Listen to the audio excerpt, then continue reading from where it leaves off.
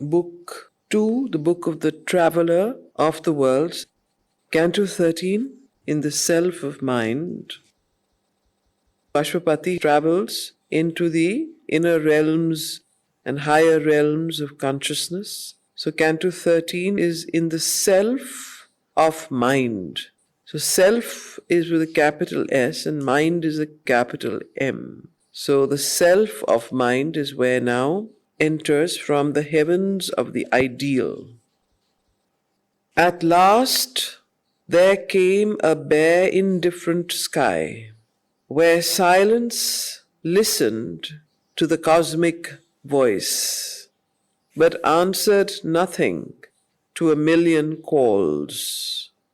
The soul's endless question met with no response.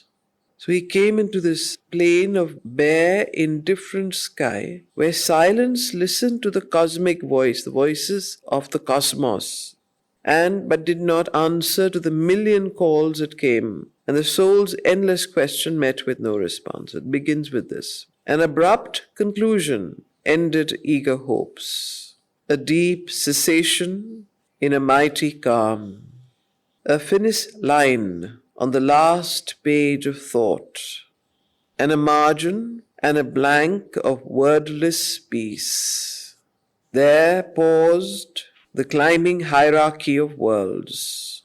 He is Ashwapati. He stood on a wide arc of summit space, alone with an enormous self of mind, which held all life in a corner of its vasts, omnipotent, immobile, and aloof. In the world which sprang from it, it took no part. So he stood on a wide arc of summit space, alone with the self of mind, which held all life in a corner of its vasts, omnipotent, immobile, and aloof, the self of mind. In the world which sprang from it, it took no part. It gave no heed to the paeans of victory. It was indifferent to its own defeats. It heard the cry of grief and made no sign. Impartial fell its gaze on evil and good. It saw destruction come and did not move. An equal cause of things, a lonely seer, and master of its multitude of forms, it acted not, but bore all thoughts and deeds. The witness Lord of nature's myriad acts, consenting to the movements of her force, his mind reflected this vast quietism. So it's interesting, the self of mind is what supports, is like you can say, the self, is omnipotent, it's distant, it is aloof, it is equal, it's equanimous, it does not react and does not respond, it is in itself a witness. It gave no heed to the paeans of victory, it was indifferent to its own defeats. It heard the cry of grief and made no sign. Impartial fell its gaze on evil and good. It saw destruction come and did not move. An equal cause of things, a lonely seer, and master of its multitude of forms. It acted not but bore all thoughts and deeds, the witness Lord of nature's myriad acts, consenting to the movements of her force. And his mind, Ashwapati's mind, reflected this vast quietism. This witness hush is the thinker's secret base. This is important from the psychological point of view. The self of mind, this witness hush, is where the thinker's secret base, where the thinker gets it's the base from where he operates. And thinkers with a capital T. His mind reflected this vast quietism. This witness hush is the thinker's secret base. Hidden in silent depths, the word is formed. So it is from these silent depths that the word is formed. From hidden silences, the act is born. into the voiceful mind, the laboring world. This is from here. This is the origin of thought, word, and act. This witness hush is the thinker's secret base. Hidden in silent depths, the word is formed. From hidden silences, the act is born. Into the voiceful mind, the laboring world. In secrecy wraps the seed, the eternal sows. Silence, the mystic birthplace of the soul. You see that wonderful quotation when you enter the shrine? Don't you see it? Silence, the mystic birthplace of the soul. So it is from silence, from the self of mind, that everything comes forth. In God's supreme, withdrawn and timeless hush, a seeing self and potent energy met. In God's supreme, withdrawn and timeless hush, a seeing self and potent energy met. The silence knew itself and thought took form. Self-made from the dual power, creation rose. What is this dual power? Anyone can say? In God's supreme withdrawn and timeless hush, a seeing self and potent energy met. The silence knew itself and thought took form. Self-made from the dual power, creation rose. So what is the dual power? The energy and the silence, action and the stillness. So from this silence and the seeing self and energy and potent energy, these two powers, of course there's a Sanskrit equivalent to that. From this dual power, creation rose. In the still self he lived, and it in him. In the still self he lived, and it in him. Its mute, immemorable, listening depths, its vastness and its stillness were his own. One being with it, he grew wide, powerful, free, apart, unbound. He looked on all things done.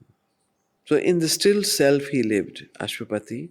When he came, he lived in the still self, and the still self lived in him.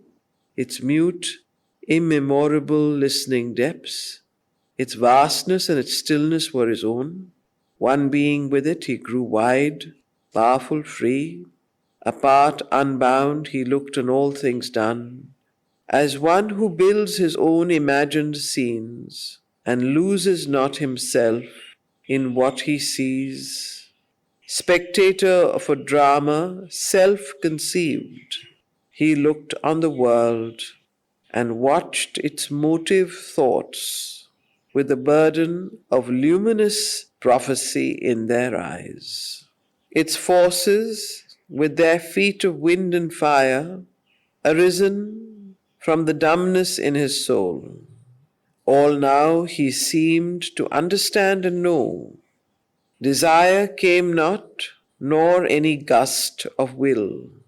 The great perturbed inquirer lost his task. Nothing was asked, nor wanted any more. There he could stay, the self, the silence, one. His soul had peace. It knew the cosmic whole.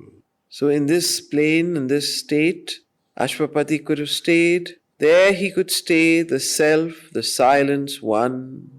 His soul had peace. It knew the cosmic whole.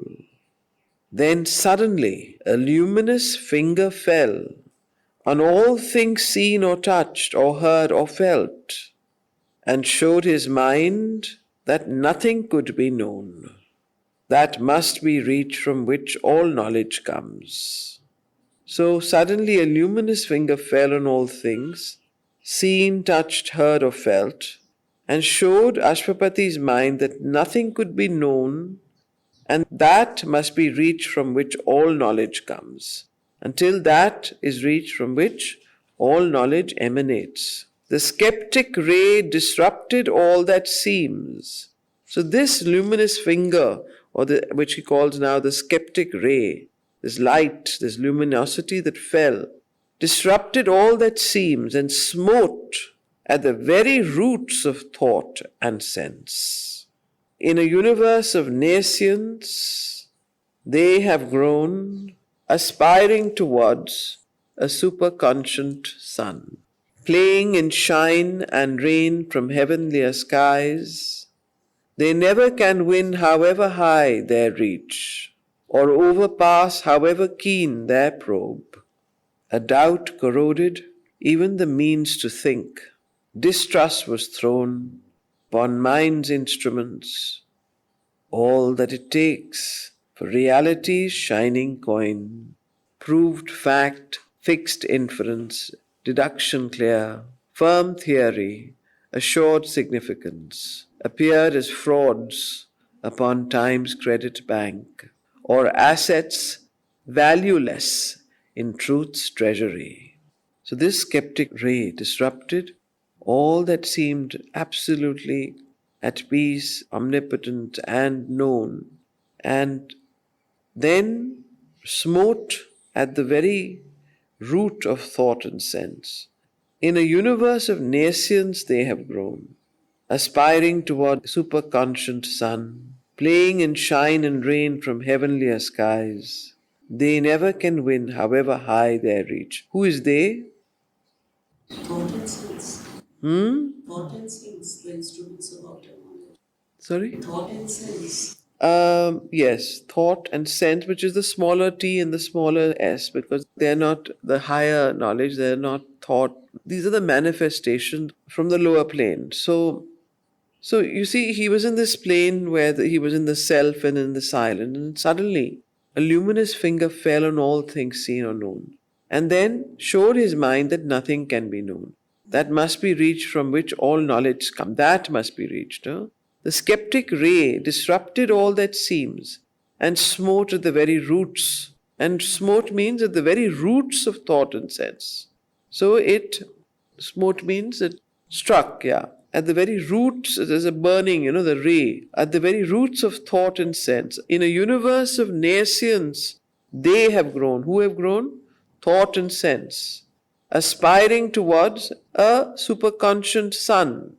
Playing in shine and rain from heavenlier skies, they never can win, however high their reach, or overpass, however keen their probe. A doubt corroded, because thought and sense both are their special their special attribute is doubt. A doubt corroded even the means to think. Distrust was thrown upon, again another form of doubt, distrust was thrown upon mind's instruments, mind's with the capital M, all that it takes for reality's shining coin, proved fact, fixed inference, deduction clear, firm theory, assured significance, appeared as frauds upon time's credit bank, or assets valueless in truth's treasury. And ignorance on an uneasy throne, travestied with a fortitious sovereignty, a figure of knowledge garbed in dubious words, and tinselled thought forms brightly inadequate. A labourer in the dark, dazzled by half light, what it knew was an image in a broken glass. What it saw was real, but its sight untrue. All the ideas in its vast repertory were like the mutterings of a transient cloud that spent itself in sound and left no trace. A frail house hanging in uncertain air, the thin ingenuous web round which it moves, put out a while on the tree of the universe, and gathered up into itself again, was only a trap to catch life's insect food. Winged thoughts that flutter, fragile in brief flight, but dead once captured in fixed forms of mind. Aims puny, but looming large in man's small scale. Flickers of imagination's brilliant pause, and cobweb-wrapped beliefs alive no more. The magic hut of built-up certitudes, made out of glittering dust and bright moonshine, in which it shrines its image of the real, collapsed into the nascience whence it rose. Only a gleam was there of symbol facts that shroud the mystery lurking in their glow, and falsehoods based on hidden realities by which they live until they fall from time. Our mind is a house haunted by the slain past, ideas soon mummified, ghosts of old truths, God's spontaneities tied with formal strings and packed into drawers of reason's trim bureau, a grave of great lost opportunities, or an office for misuse of soul and life, and all the waste man makes of heaven's gifts, and all his squanderings of nature's store, a stage for the comedy of ignorance. The world seemed a long aeonic failure's scene. All sterile grew, no base was left secure. Assailed by the edge of the convicting beam, the builder reason lost her confidence in the successful sleight and turn of thought that makes the soul the prisoner of a phrase. Its highest wisdom was a brilliant guess, its mighty structured science of the worlds, a passing light on being's surfaces. There was nothing there but a schema drawn by sense, a substitute for eternal mysteries, a scroll figure of reality, a plan, an elevation by the architect word, imposed upon the semblances of time. Existence's self was shadowed by a doubt. Almost it seemed a lotus leaf afloat on a nude pool of cosmic nothingness. This great spectator and creator mind was only some half-seeing's delegate, a veil that hung between the soul and light, an idol, not the living body of God. Even the still spirit that looks upon its works was some pale front of the unknowable. A shadow seemed the wide and witness self, its liberation an immobile calm, a void recoil of being from time-made things, not the self-vision of eternity. Deep peace was there, but not the nameless force. Our sweet and mighty mother was not there, who gathers to her bosom her children's lives, her clasp that takes the world into her arms in the fathomless rapture of the infinite, the bliss that is creation's splendid grain, or the white passion of God ecstasy that laughs in the blaze of the boundless heart of love. A greater spirit than the self of mind must answer to the questioning of his soul, for here was no firm clue and no sure road. High climbing pathways seized in the unknown, an artist's sight constructed the beyond. In contrary patterns and conflicting hues, a part experience fragmented the whole. He looked above, but all was blank and still, a sapphire firmament of abstract thought, escaped into a formless vacancy. He looked below, but all was dark and mute. A noise was heard between of thought and prayer, a strife, a labor without end or pause. A vain and ignorant seeking raised its voice, a rumor and a movement and a call, a foaming mass, a cry innumerable, rolled ever upon the ocean surge of life, along the coasts of mortal ignorance. On its unstable and enormous breast, beings and forces, forms, ideas like waves, jostled for figure and supremacy, and rose and sank and rose again in time. And at the bottom of the sleepless stir, a nothingness parent of the struggling worlds, a huge creator death, a mystic void, forever sustaining the irrational cry, forever excluding the supernal word, motionless, refusing question and response, reposed beneath the voices and the march, the dim, inconscious, dumb incertitude. Two firmaments of darkness and of light opposed their limits to the Spirit's walk. It moved veiled in from self's infinity in a world of beings and momentary events, where all must die to live and live to die.